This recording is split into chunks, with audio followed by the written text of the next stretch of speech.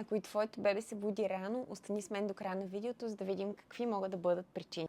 Да започнем с уговорката, че бебетата обичат да се будят между 6 и 8 и това е напълно в рамките на нормалното. Но ако бебето ти се буди преди 6 или пък постепенно е започнало да измейства часа си на ставане, нека видим къде може да бъде проблема. Ако причината е преумора, то трябва да я изчистим и в рамките на няколко дни ще видим подобрение.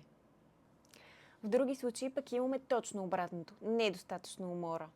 Тогава наблюдаваме постепенно изместване на сутрешното ставане за по-рано. Това, което трябва да направим, е да фиксираме по-късен час за сутрешно ставане и плавно да изтеглим целия режим. Завършвам с най-често срещаната причина – прекалено много дневен сън. В този случай постепенно удължаваме интервалите на будуване, като паралелно с това намаляме количеството дневен сън. Надявам се видеото ти е било полезно. Ако се чудиш все пак как да регулираш сутрешното ставане на твоето дете, може да се свържеш